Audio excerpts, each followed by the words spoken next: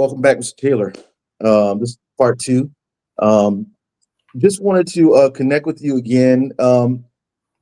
What do you currently have happening on your end of the stick there? What you got going on in your life right Right now, I just finished up a discussion guide to accompany my Juneteenth book. now? Uh, Many readers were asking, do you have any resources that we could use to really dig deeper into your book? Because my book is written sort of like a textbook. Hmm. And so I said, yes, I'll create this guide to help you with that. And so in the last month or so, I've created the guide and I've been able to distribute it across the country. And people are finding it very useful to really dig deeper into our history, to ask the tough questions that we need to ask about our history.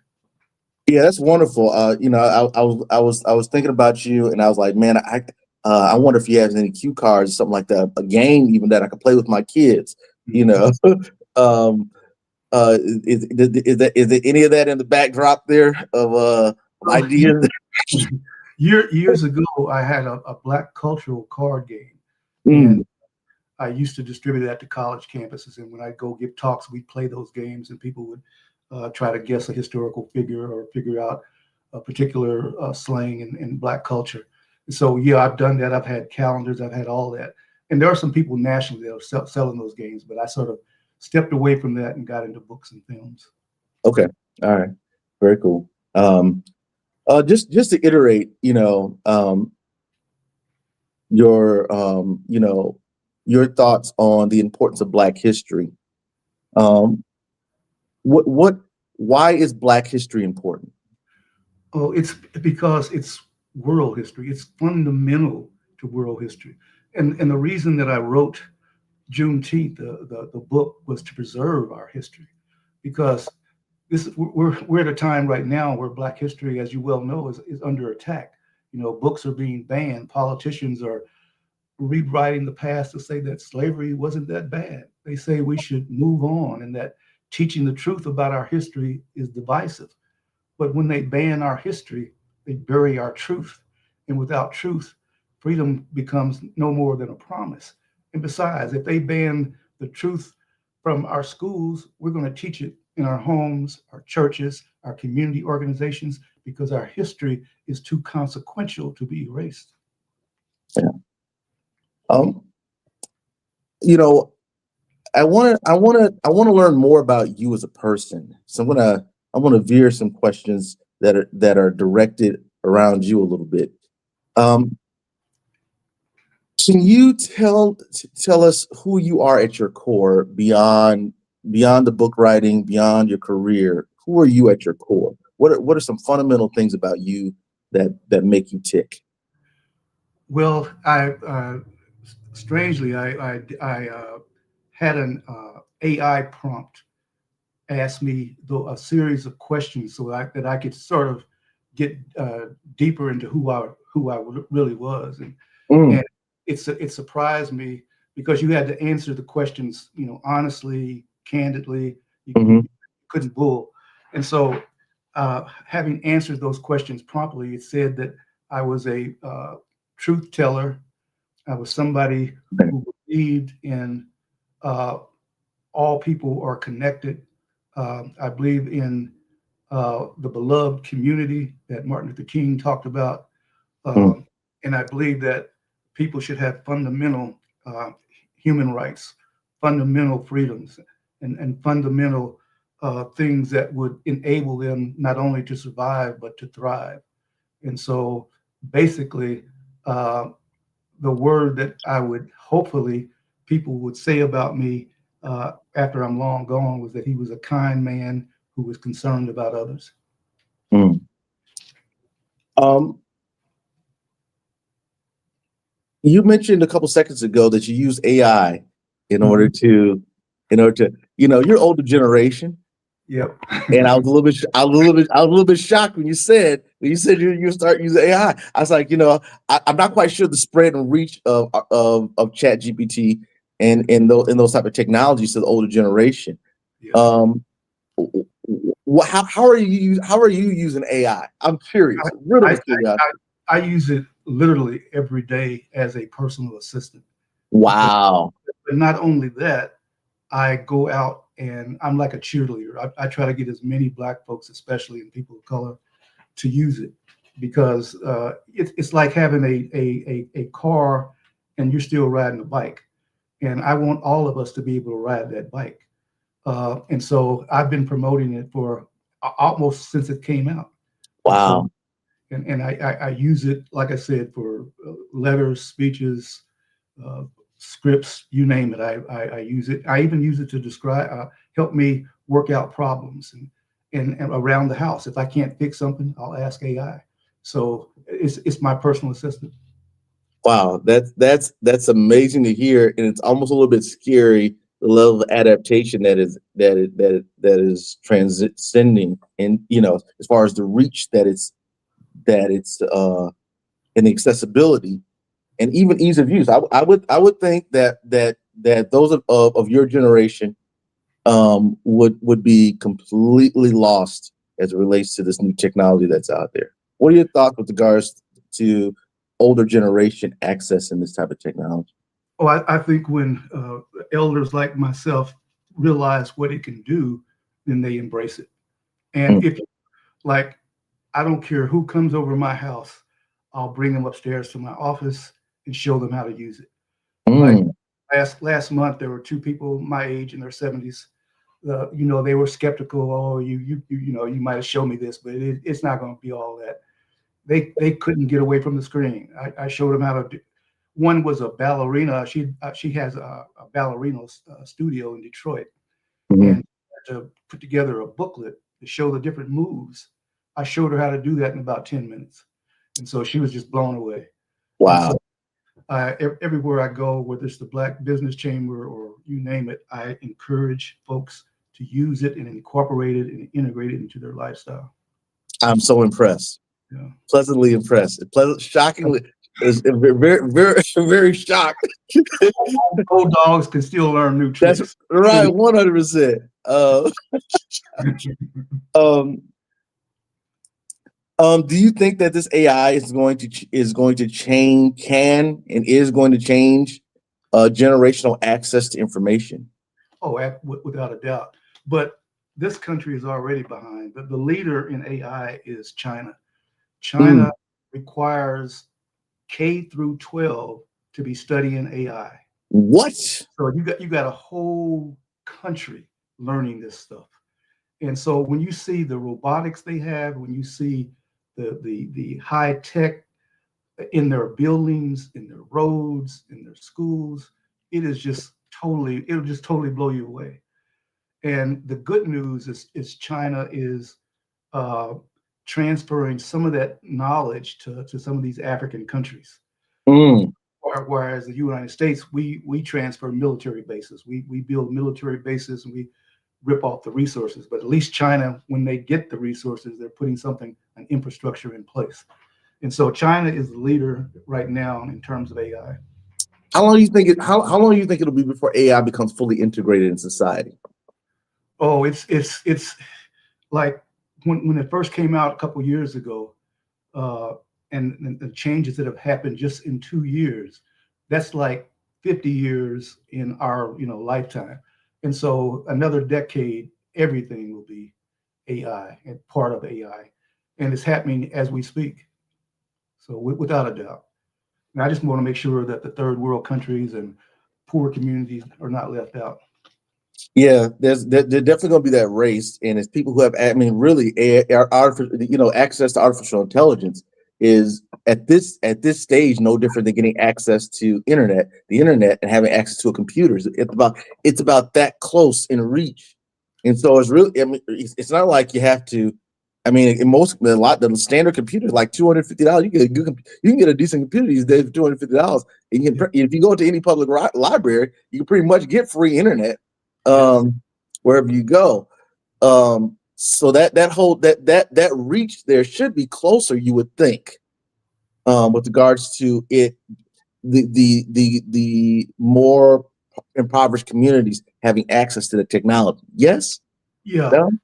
And I mean, even when I got my PhD back in the 80s, I did a study. My PhD was a study of comparison of Black computer use with white computer use. And even Mm, then, the gap wasn't that large mm, because there were opportunities for Blacks to get computers or have access.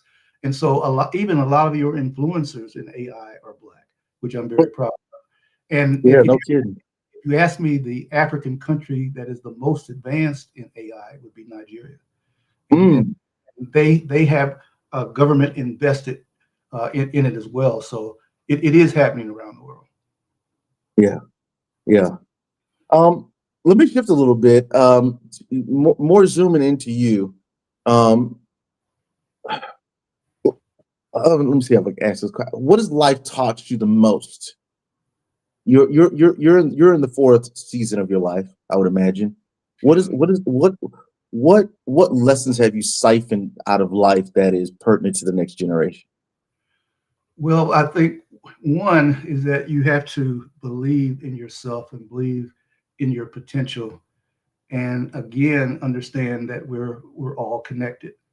And if you understand that, then you're going to try to treat your fellow person like a family member because you do have that connection. It doesn't mean that you ignore their faults. It doesn't mean that you ignore all the things that they've done wrong. It just means that you approach them differently and hopefully be able to help them grow. And so uh, life has taught me to be a little bit more patient. It's taught me that a lot of things that I thought were important really aren't. I think family is extremely important. It's more important than material things, but it also has taught me to have a purpose.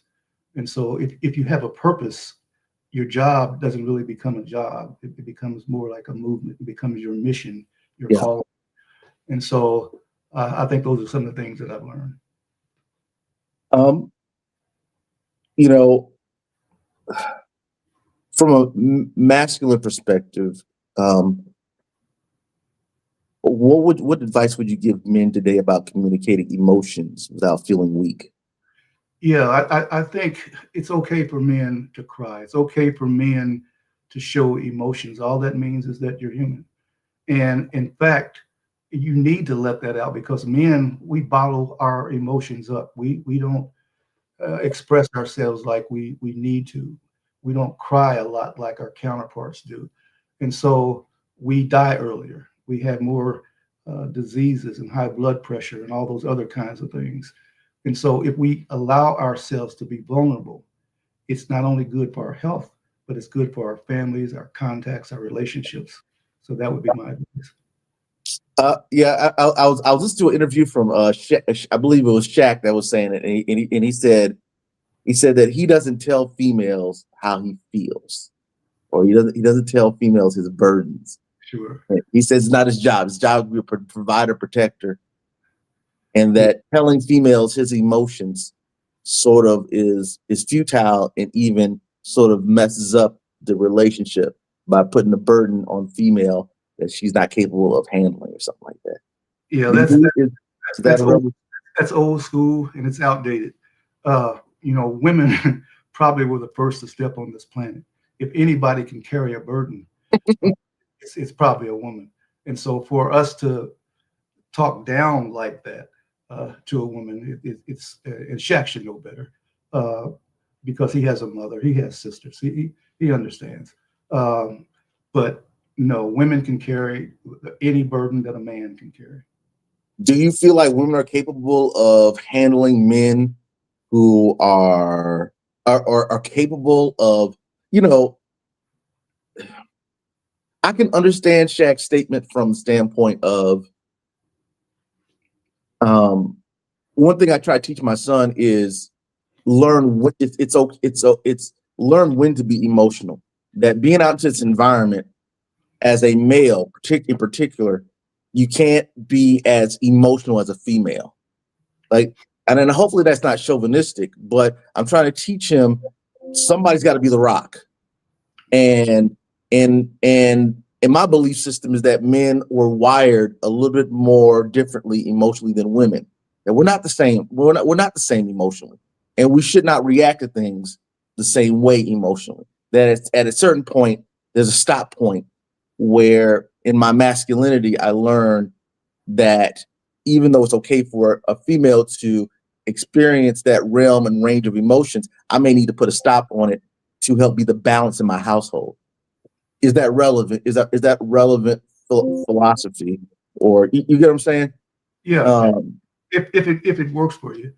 But there are females that clearly that may not work for a household. They believe more in equality, and the okay. emotions. The males are going to learn emotions from their peers. They're going to learn when not to cry, when to be tough, and all that, because society, from the time we were born, they make the distinctions between male and female behavior, and so females in certain societies are expected to act certain ways, males are expected to certain ways, but that is not God given. It's man generated.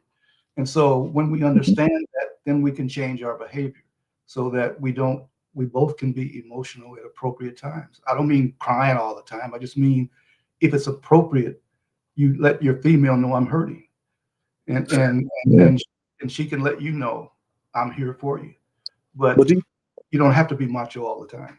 yeah, I get that piece there. But do you think there's a distinguishment, a difference between masculine emotion and feminine emotion? Well, there's a difference in emotion. I had a friend tell me when I was about a teenager. He said the only difference between a man and a woman is a man is a man and a woman is a woman. And I'm saying, what does that mean? But the more I live, I understand what he meant. That most of the things that divide us are social constructs. They for years women couldn't be in certain positions, just like blacks couldn't. You Right. name. They denied women. They said women couldn't do this, couldn't do that, couldn't do that, and they're still saying that. I'm just not going to add to that chaos. Hmm. Um, how does one balance masculine strength with emotional vulnerability? Well, again, it's like an emotional IQ. You have to experience life to understand the ups and downs of life. Um, there is no magic wand that I can say you're more masculine than this guy, and that makes you a better person because you're more emotionally balanced. It doesn't work that way. It's how you interact. It's how you treat people. It's your value system, your belief system that says I'm going to treat everybody fairly, not equally, but fairly to the best of my ability. I don't care about their gender, but I'm going to treat that person fairly. And then that's, to me, is emotionally balanced. Do you think there's a such thing in a dichotomy of a household, masculine and feminine roles? What would they be? It's a great question. What would they be? There We know women, this traditionally what they women, traditionally are. especially single mothers. They have to serve the male and the female role sometimes. They have to bring the bread home. They have to prepare all of this. They have to teach their sons this, or they have to bring a male in their lives. So, what would those roles be? Yeah, Other yeah. other than But kindness, sharing, and love. even in your sentence, even in your explanation, you identified there's a male and female role, right? What, So what what is that? Yeah, I mean, I'm asking, yeah, what would that role be? See, most men want to be the dominant. Religion has taught men, wives obey your husband. You mhm, know, that's nonsense because many women in this world don't even have a husband. And so if you're married, what happened to equality? What happened to let's figure this out together? As a woman, I may be making way more money than you are, but right, you want me to bow towel and make this dinner. I'm working 60 hours a week. You working 40, but you want to tell me everything I need to do. Let's sit down and work it out together. right. Um, I agree to a certain extent. I think that we're biologically. I think it comes from our biological wiring that we are biologically prone to certain things. Like what? Even the industry that we choose. Statistically, men choose more um, physical roles than women, Not and women. not in every society. Again, that's a social construct. The only reason that women aren't in construction was because they were denied those jobs for hundreds of years. But if you open the door, you're going to have many. There's not an industry you can name that women can't compete in. Name one. Maybe football. They can play that too. It's gonna be hard. It's gonna be a hard one here because now the door is open. The door's been open for at least 10 years, and Mm. women still preferentially, statistically, I believe, still choose less physical roles on average. We're just talking about on average. We're not talking about the exception to the rule. Right, but they've been socialized that way. 20 years from now, it may change. Blacks weren't in most of these businesses except for the last 40 or 50 years, you know. But when the doors were open, we went right through. And if people are, it's a matter of preparation and education.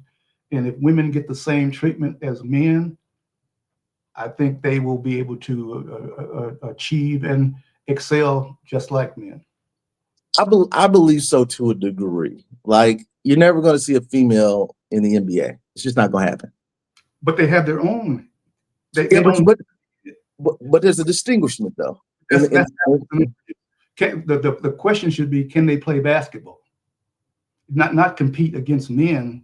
That's physical, and so yeah, that's. but yeah, But I get it, but it describes a distinguishment, a clear distinguishment that to a certain degree within the same arena of of competition, because everything is competition. When you talk about competing for a job or competing for whatever, sure. that there is a physical distinction, so much so that there has to be a WNBA and an NBA, because that would because for the women to compete at the same level within the same sport realm, it it just it would there wouldn't be any competition. It just is what it is. But Men are just naturally stronger than women on average. no, I agree with that part. But how do you explain in Africa when they had all women armies? You had That's a great point. queens that led people into battle, and they had thousands of women who were in battle as well, and they fought just as hard as the men. So again, it's a social construct. It's not the biology part is the physical part.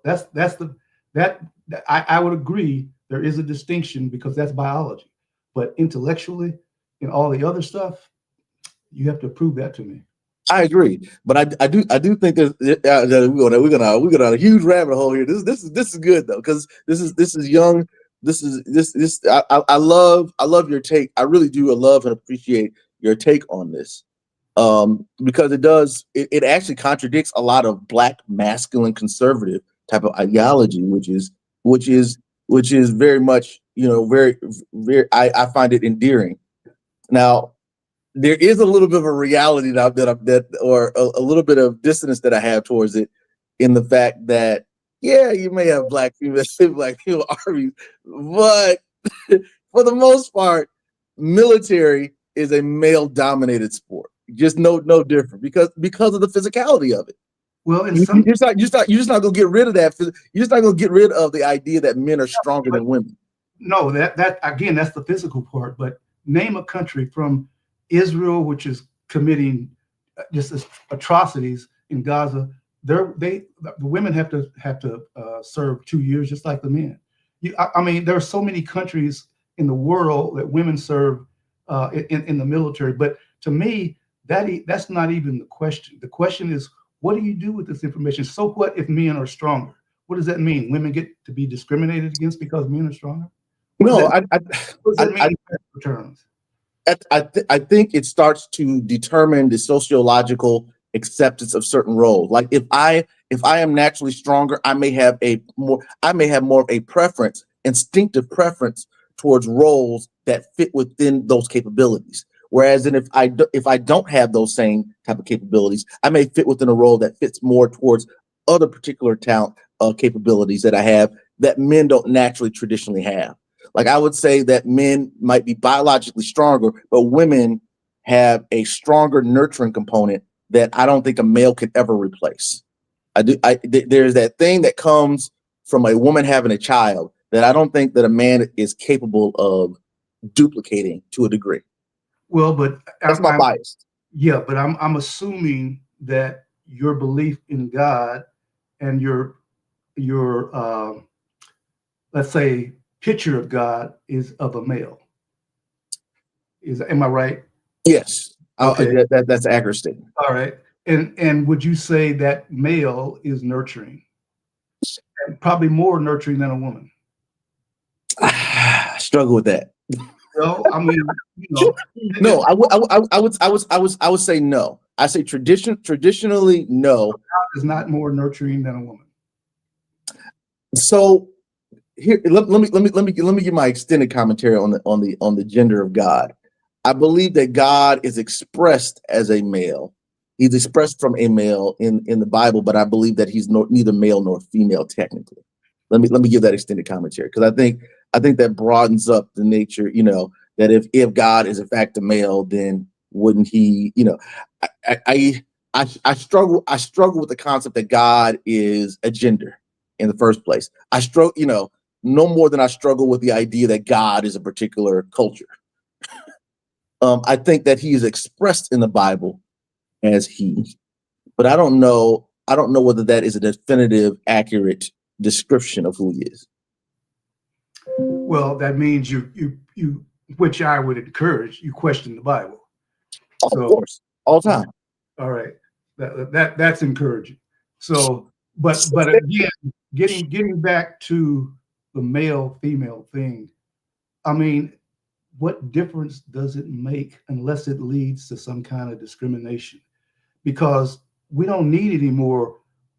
Just because I'm stronger, I don't want a job that needs my strength. I want a job that needs my brain. And most jobs now, especially with AI, you don't need strength. That's right. And the jobs in the foreseeable future, you don't need strength. You're always going to need military.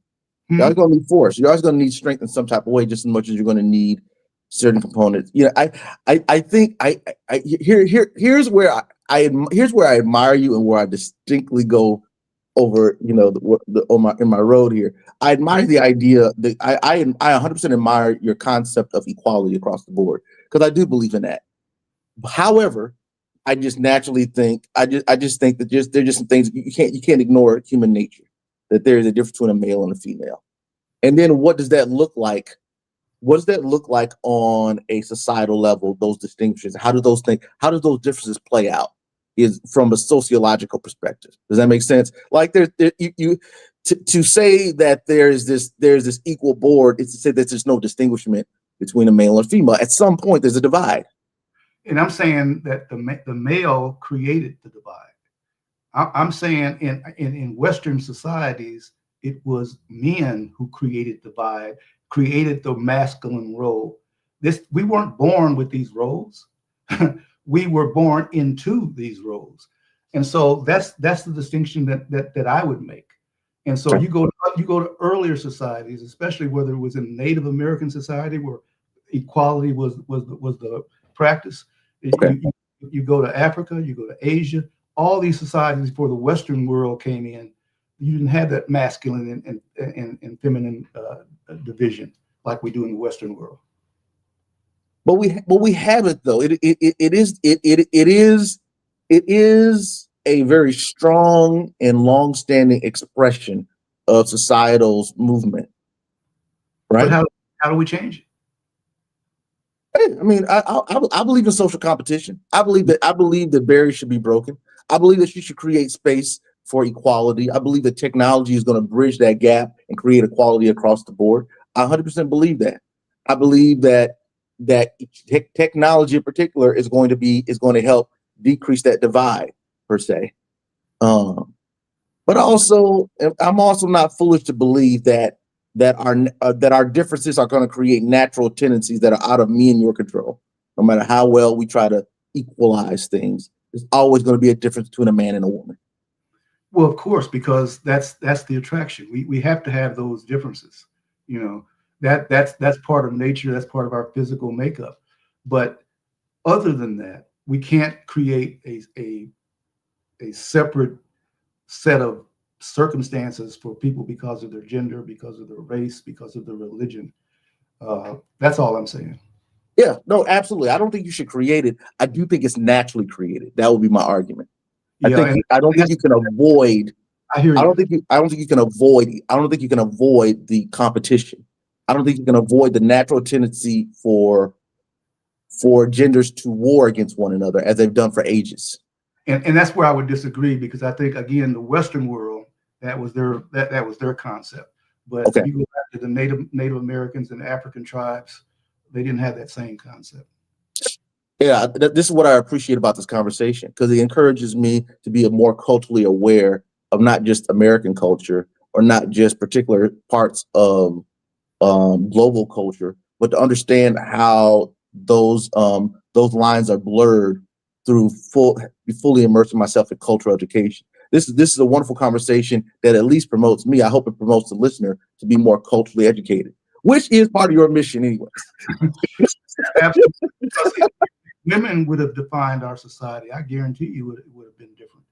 And if women were in control like they used to be, uh, Mm. we would have a different outlook on life. The one thing I love about writing this book is I went all the way back as far as I could go back and tried to trace our ancestors out of Africa as they populated the world. And women played a role in all of that. I love it. And I love so, it. and that's why I would never, ever underestimate or say that the social construct that we live under today applied for all time because I know it didn't. Yeah, I love it. I love it. I love strong black women. I have a strong black mother. I mean, you know my mother. I mean, I'm familiar. She was a retired firefighter. Yeah, Yeah. she's talking about somebody who reached into male industries. I'm a product of that. So I'm all game for this conversation as far as that. I don't have any particular bias other than my sociological type of perspective that we're biologically wired this way. How does that play out in the social evolution of our biological wiring? There's just for me, there's a natural play out that is void of our philosophical take on what should be, and it just what is. Well, let's say you believed in a spiritual world, which you may do. Let's say before we got here, we were a spirit, and Yeah. we came and used these bodies. Yes. You know, I chose a female's body, you chose a male body. Yes. Still have that same spirit, and then That's when right. we leave, we go back to that spirit. That's right. So what happened if we both had the same spirit? What happened on this plane that allowed me to be treated differently because I'm a female? Was that because of what? Male, or was it because of something else? Here's where I get real brutal in my Okay. conversation. Good. I think it's social competition. In No, what? no different than cultural social competition that causes us to fight for our civil rights that got us this far, even as an African American society, even as African American society. Social competition. It is our ability to compete for that equality and to compete for that fairness that inevitably plays out. It hopefully plays out as an equal ground there, but it is competition that's created this based off of our physical and mental limitations, I would argue. But that sounds more like capitalism than it does socialism or communism, because they don't believe that we should compete in certain areas, especially in healthcare, in jobs, and things that sustain us as human beings. We can compete in construction. We can compete in a whole lot of other things. And so that depends on systems that are man created. Even the social competition is a system that we created because we weren't when we come out of the womb, we don't say, "Oh, I'm going to compete against this female." We learn that. That's socially learned, socially constructed. You And think so, so? Oh, I think that's I think that's biological. I think the only thing that's biological is that male and female understand that in order for us to reproduce, we need each other. I think that's biological. That attract. I mean, all the way down to the sperm. The sperm has to compete in order to get to the egg, correct? If you call it competition, Of course. It literally has to go, it has to go as far and it has to make it into that egg quicker. And to that egg, it looks like competition. It doesn't look like cooperation. you know. But it depends on how you. I'm still trying to get my head around how you're describing competition in terms of male and female. Give me a better definition so that I can understand it. Um, uh, Competition in terms of I take the best of what I have, and you take the best of what you have, and the best way to describe it is that to a certain degree, we are at our core first operating out of self-interest and then out of community interest. And not vice versa. That we don't start with community. We start with survival first here and then survival second there. That would be my premise of the motive behind competition is it is self-preservation. It comes from an aspect of self-preservation, so that I can survive, my family can survive, my surrounding families can survive, and then my community survive. And that yeah. So that's the basis of my argument. It comes from a point of initially self-preservation. What is your definition of competition? Well, what I heard you say was that it sounds more like it's an individualistic thing, society, as opposed to a number of societies. China is one where it's group. Yes, and so that is not. They have to be concerned about the whole group. They have to be concerned 7 generations out, like Native Americans used to be. Right. So to me, that's less competitive than it is more cooperative. And so I would think, especially if you have in a capitalist country who was founded on slavery, we couldn't compete. And so, you take a whole race of people who can't even compete, and you throw them in your definition. It doesn't completely add up to me. And so, yeah. what I'm suggesting is that there are societies. There have always been societies where it's the group first, and not the individual, because we're part of that group. And when we act on behalf of the group. Yeah, but even within that group, there is the group against another group. Like, you're not going to ignore that competitive piece. But again, it's a social construct. Why couldn't it be a cooperative piece? Why couldn't these groups cooperate like they did in early Africa when they traded? When they left Africa, they couldn't compete. They had to cooperate because they had never been outside of the country. They had to make sure that if they crossed a river, they had to build this little raft together and cross that river together. And so when you look at early humankind, there was a lot of cooperation, and competition certainly came later, and it still exists. But I don't know if that was the defining role of humanity, is that competition defines us. It defines capitalism. This is a great conversation. I love the conversation with regard to I respect where you're coming from, and I definitely sound a little bit more brutal, and you definitely come across a little bit more kind-hearted as it relates to this conversation with regards to equality, the concepts of equality, concepts of working together as a community. I just have this realist type of take on how societies work based on. I mean, I could even go as to argue that even after Africans, they have that type of community, but then we got here we got here partly because of competition. That those conquering communities, and you can correct me if I'm wrong, sold us into slavery which got us here to the United States. That was part of the process. It wasn't just someone stole us from our land, but the dominating tribes in Africa sold their slaves to Europeans who then brought us over here. Correct? Am I wrong on that historical take? Partially correct, and I would strongly urge people to read my book, Juneteenth, The Promise of Freedom, because I addressed that question. Okay. Certainly, there was complicity with African kings and queens, but nothing like Western chattel slavery. The African type of slavery was completely distinct. And in terms of competition, I would call that greed and selfishness, not competition to get rid of your brother. They thought they were going to benefit from that, and to But me, that that's has nothing to yeah. do with competition. As your father might say, that's sin.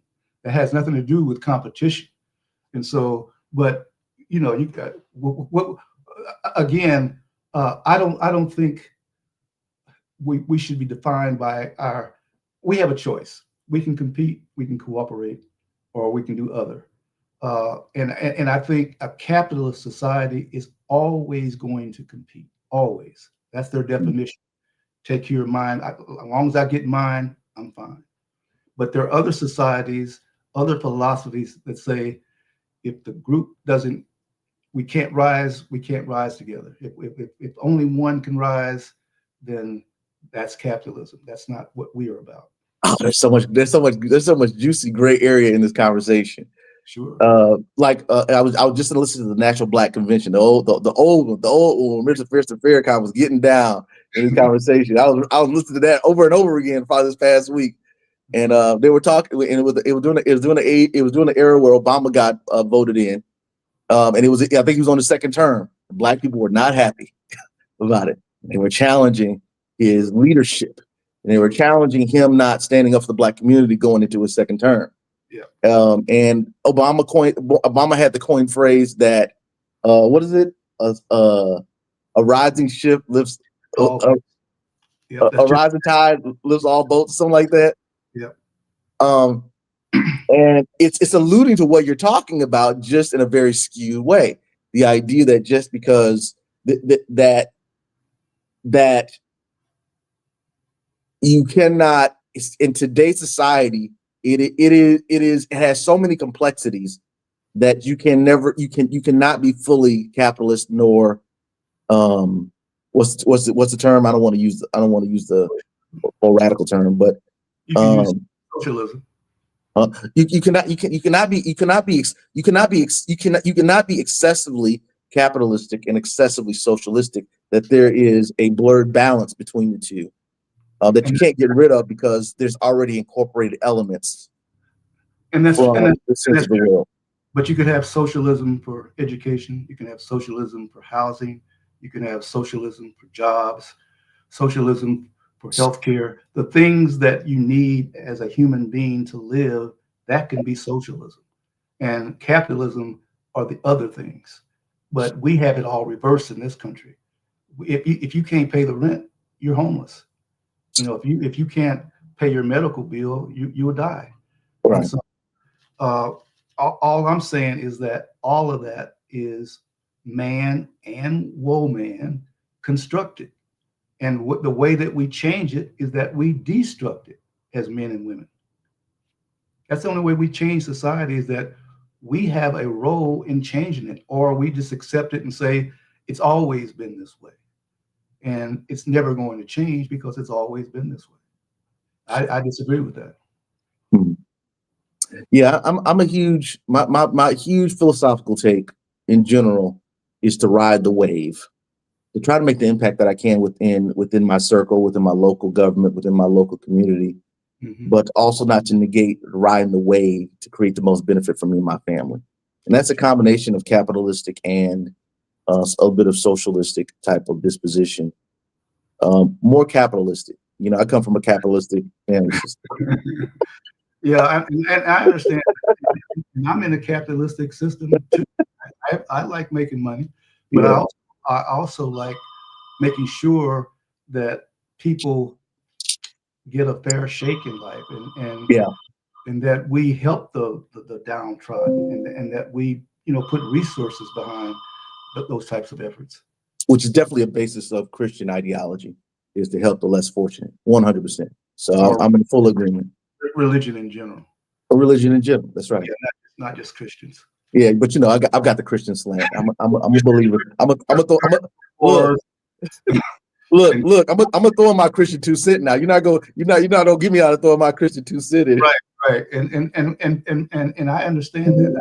And again, the beauty of writing that book, I got to study religions and when they first emerged on this planet, and how they were changed by man, and how they were used by man to subjugate whole populations.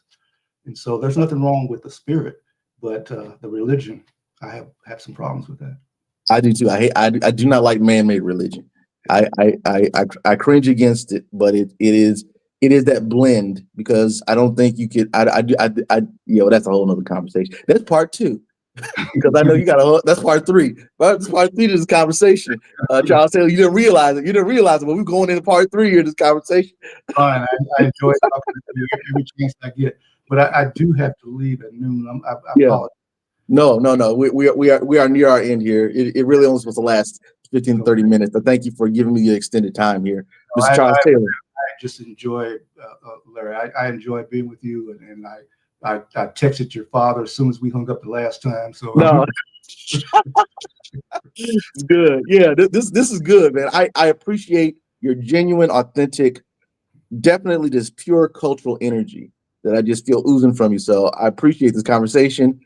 We're going to talk after this here, because I definitely got to get your book. I'm on a book buying spree here. I got 2 other books I need to buy. So we'll have to get in contact after this so I can get your stuff, and then I can help further promote your stuff. Okay. Because you definitely look like you got some substance here. How can I help promote you? So okay, we'll have that conversation later on. We'll talk to you later, Mr. Taylor. Okay, thank you so much. No problem. Talk to you. Bye now. Bye-bye.